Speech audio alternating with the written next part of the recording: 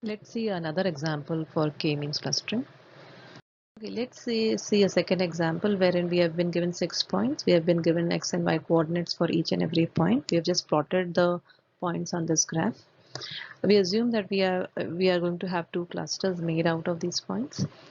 So initially we have to just pick up any of these points and made them the cluster centroids.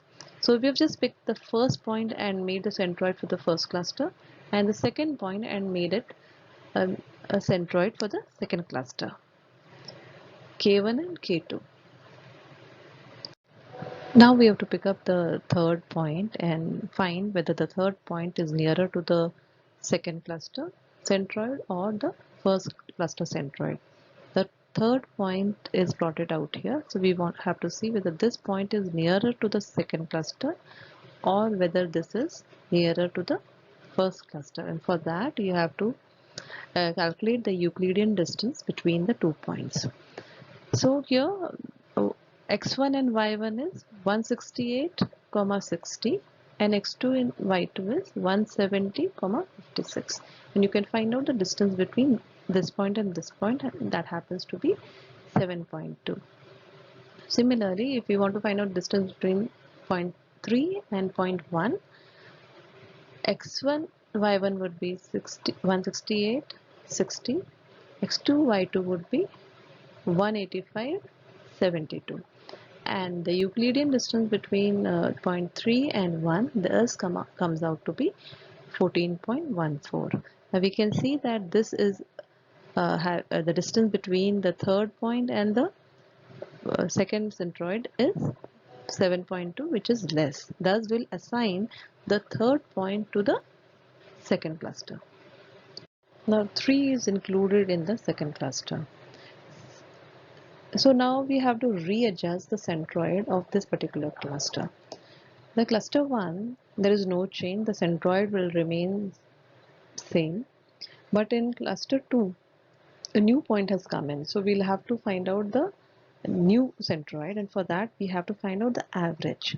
So that is 170 plus 168 divided by 2 and 56 plus 60 divided by 2. So we'll get this value, which would be the new centroid for cluster 2. So thus the cluster 2 centroid has been changed over here.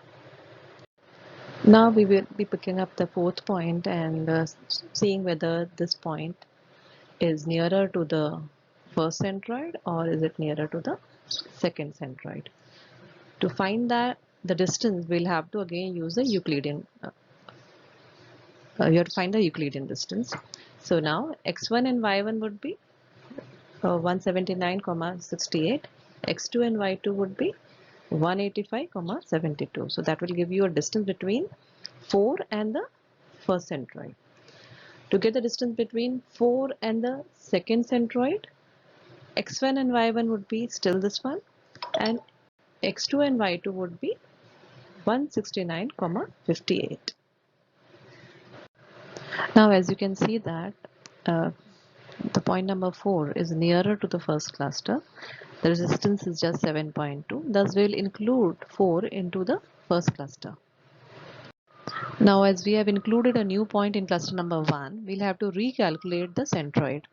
The new centroid would be 179 plus 185 divided by 2 and 68 plus 72 divided by 2. So the new centroid would be 182, 72. So this is the new centroid that we have got. Now we have to take, these are the new centroids that have been calculated. Now we'll take the next point for calculation. The next point is 182, 72. This point. Let's see whether this point is nearer to this centroid or the other centroid. So we have to just say 182 minus 182 squared, 72 minus 70 squared, which is equal to 2.